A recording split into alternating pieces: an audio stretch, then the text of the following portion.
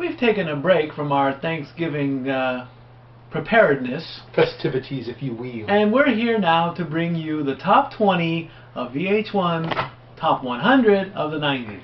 This is the last... Rock and roll! Hopefully. This is the part 5 of the epic Stat Boy Rants episode.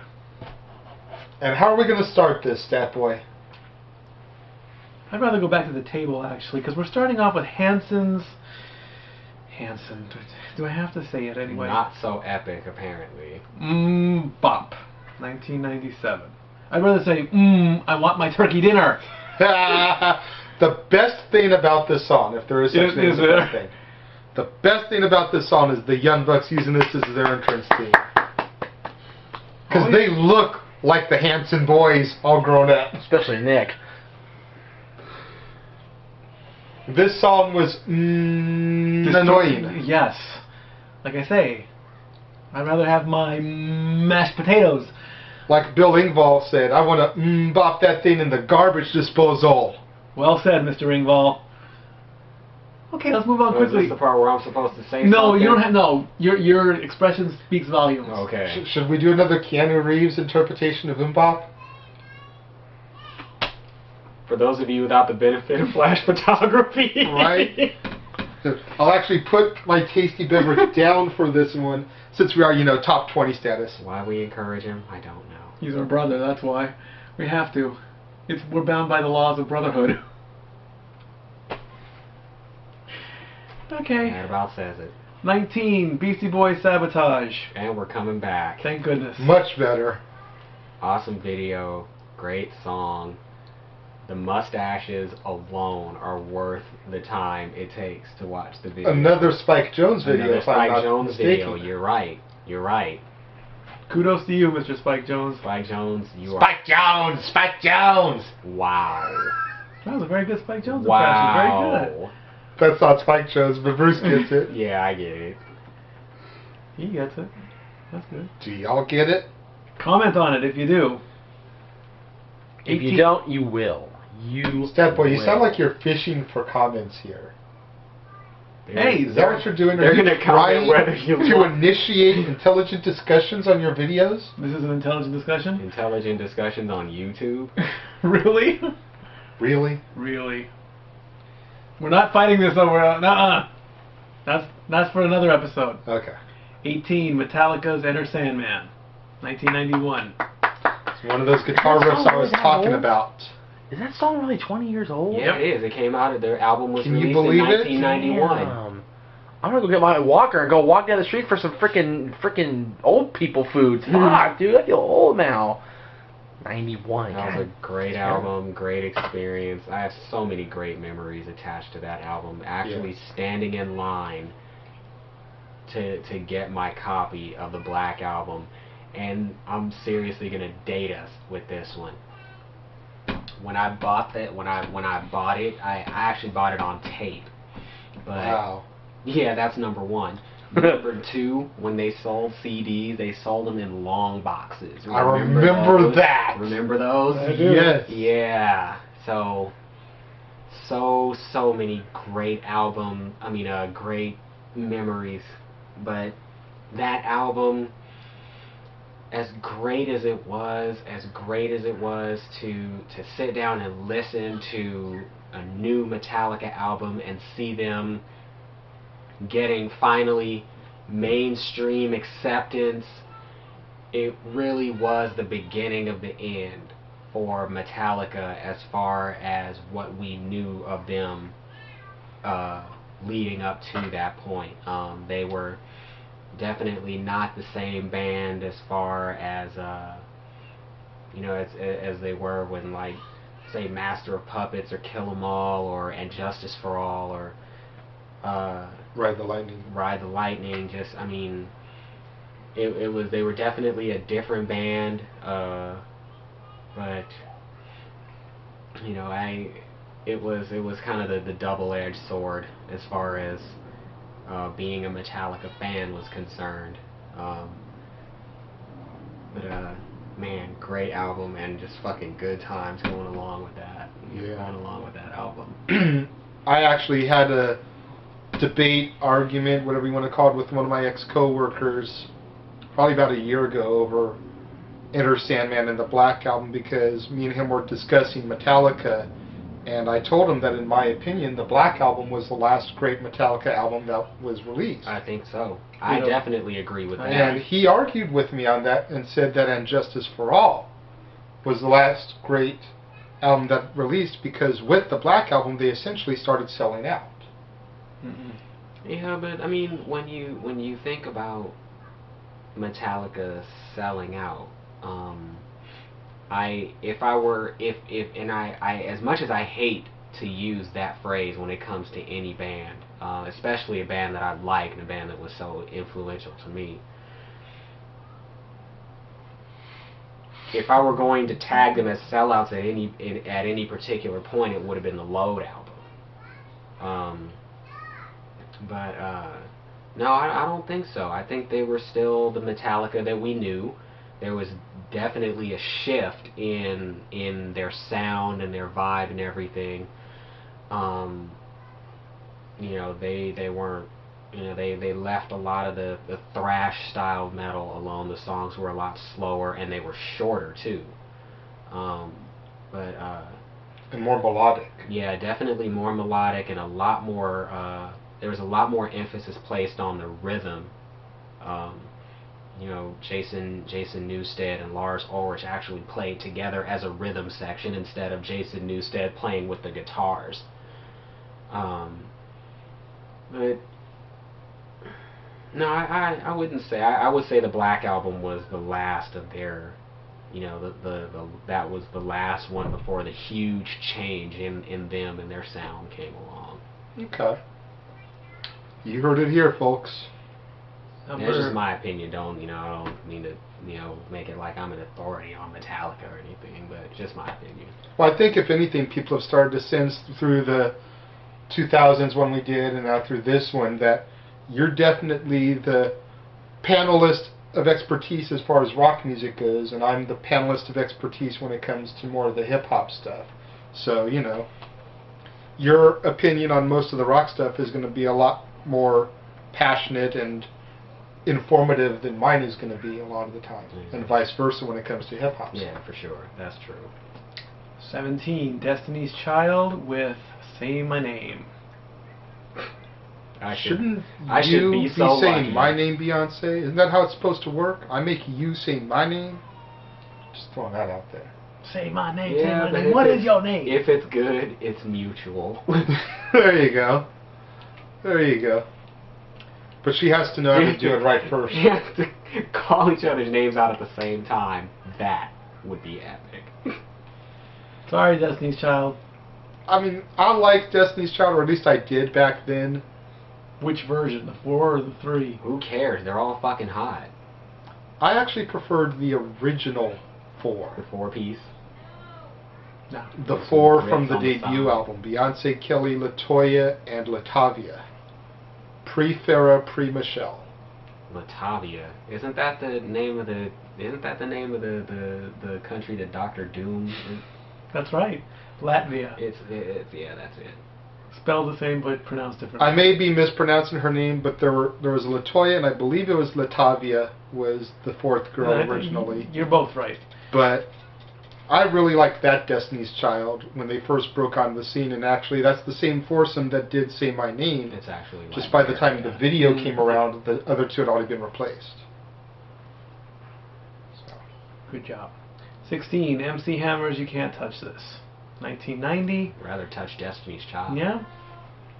MC Hammer higher than Destiny's Child? Really? Hey, that song was everywhere, and it still is. Hell yeah, that song was, literally everywhere. Like, in airports, in grocery stores, in The mall. in the mall, in commercials. Arenas. That song became, that literally one of the definitive songs of the 90s. Definitely was. And Please Hammer, Don't Hurt 'Em was a great album. This is another one of A lot those. of fun to listen to. This is another one of those songs that you can put on the party today, and you may not get the same response as you would with like OPP. You'll get kind of a mixed reaction, but for the most part, people will still be like, you know what? I jammed to this back in the day. I'm going to go inside real quick, throw on my parachute pants, start breaking out the Cabbage Patch and the Running Man and the Kid and Play Kickstep, and we're just going to fucking get down to this. Wow. Yeah, between the pants and the haircuts. And those big gold rim glasses. Good Lord. Oh. Wow. Thank you, Hammer. 15, Red Hot Chili Peppers, Under the Bridge. There we go. 1991. Now, that is one of those songs that every guitar player should learn. I'll give you that. That's definitely one of those ones. I mean, I love that song. I love that song. I love that album. Yeah, great album. Underrated. That's another one I believe that the album as a whole is 20 years old now. Yeah, Blood Sugar Sex Magic. Yes. Yeah. Came out in 90 or 91, one of them. So, but it's like, where does the time go? It seems like yesterday. I so wish I could just get back in. I wish I could get in a time machine and just go back and just, take about $500 and go back and just buy all that music again. And you'll get a lot more out of that $500 then. Than I know, right? Because some of those albums you can find now for like $8, $10, $5 but at it's Walmart. not so much about the price. It's about the value. experience of going to a record store and actually putting your money down on a counter and walking out with a CD and not... Or the record. Yeah, or because we're talking about the 90s. You could still buy vinyl. You could still buy vinyl back then. But you got to go to swap meets and on eBay and that eBay, kind of you shit. know. But just the experience of going to a record store and buying an album. God, I miss that How much. How much man. were albums back then? CDs are probably No, not CDs. The actual vinyls. How much? Albums were cheaper. The albums were about $10. Were they? Okay. 10 to 15, and the CDs ran about 15 to 20 back in the day because it was still a new format. Right. Yeah. Okay. Bring them back. Yeah. 14. Definitely. Mariah Carey's Vision of Love, 1990. Love me some Mariah Carey. Pre-crazy Mariah Carey, who was just amazing. This Mariah Carey is the Mariah Carey I fell in love with. Absolutely. I fell in love with her off of that album. Mm-hmm. Vision of Love, Love Takes Time, Someday I Don't Want to Cry. And I was really riding with Mariah Carey all the way up until about the time she did Glitter. I think a lot of people were. And then she went crazy. And then she fell off. But you know what? Like one of those true comeback stories, she was able to dust herself off and come back, and she's just as big today as she was back here. I'm not sure if Vision of Love would be my choice for the countdown, though. I think that Hero was definitely her biggest song of the 90s. It is still her signature song to this day. Vision of Love was her debut single, so that's more than likely why it's on here. Mm-hmm. But Hero is still her signature song, and I think that one at least should be the one that's on the countdown. Yeah. Now, Mariah Carey was just amazing back then. I agree with everything you said. I was with her until up until about where Glitter came along. Just amazing voice, just so phenomenally talented. And then she just, started doing songs with rappers and shit. So, Yeah. 13, Dr. Dre featuring Snoop Dogg, Nothing But a G Thing, 1992. That song is almost 20 years old now, too. And this song should be top 10 in my opinion. I'm glad that it's this high on the countdown, but it should definitely be the top 10 in my opinion. This song basically took hip-hop back for the West Coast. It had kind of shifted to the East Coast for a minute there with Public Enemy and some of that other stuff. Even Ice Cube was using Public Enemy's production squad, the Bomb Squad. Was this Dre and Snoop's first collaboration? No, it was not. Their first collaboration actually came from the Deep Cover soundtrack, and it was called Deep Cover. That was actually Dr. Dre introducing Snoop Doggy Dogg. I actually used to have the vinyl single back in the day. I remember that. And Dr. Dre to this day still hates the video for that. They had to basically trick him to get on the set because he didn't want to do a video for the song. But with it being Snoop's big debut, he was able to get tricked into coming to the set and convinced, and everything kind of spiraled from there. The Chronic is one of those definitive rap albums that even if you're not a rap fan, you know, I'm sure Bruce can admit that everybody should at least own The Chronic. I can definitely attest to that. That was, you know, everything from start to finish on that album is just tremendous. Yeah. Number 12, Alanis Morissette's You Oughta Know. 1995. Who would have thought that a song about Dave Coulier would be so popular? Wow. Done by a chick from You Can't Do That on Television. There you go. I love that show. Great show. Great song. And, like I said, the title explains itself. You ought to know. Because if you don't... but the lyrics... The lyrics are those are some of the most gangsta-ass lyrics I've ever... Every time I scratch my nails down someone else's back, I hope you feel it. Damn! For real? You hate that motherfucker like that? Oh my god! Of course then, you know, it's Dave Coulier, and he really is easy to hate. Yeah. Like I said, he hasn't done anything. He wasn't doing shit when he was popular. Yes, he was. He was fucking Dave Coulier. That in and of itself is a punchline. Damn. That's wrong, because back when he was hot... Yeah, on Full House, that's it? Full House, you had America's Funniest People... No, America's Funniest People does not count. That was just I'm trying to get out of Bob Saget's shadow. By copying Bob Saget. Trying to get out of his shadow? Bruce is walking out, folks. And don't forget the picture of Lucky. Dave Coulier, you suck. Damn. You always have. You have never been funny.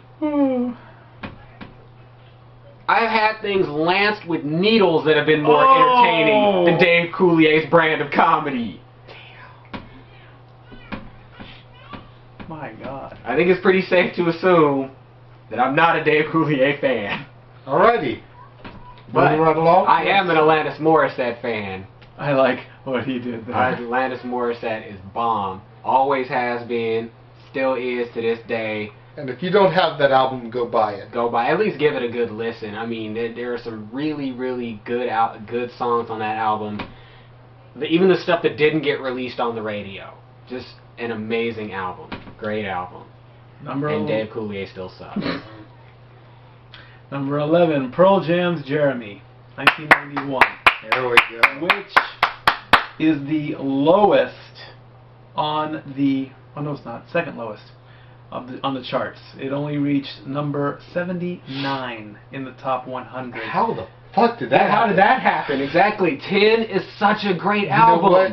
I think the video was too real for people. I think it was. For real. Considering that song and that video were based off of an actual news article, I think that song and that video hit way too close to home for people, and they didn't dig it. But you know what? That's what real art is supposed to do. It's supposed to make people think. It's supposed to make people talk. That just... Oh my God! It's an amazing song from an amazing band, great album from one of the best bands in rock music, not only today but really ever. Just the fact that they were born from tragedy. You know, of course, you know, everybody. Hopefully, you guys know. Pearl Jam was the product of. The death of Andrew Wood, who sang for a band called Mother Love Bone. And yes, I know about Temple of the Dog. I know that was about Andrew Wood too, so calm down. Just I mean, just a fucking amazing band. That was one of those albums that from beginning to end, all good stuff. Yeah. I agree with you there.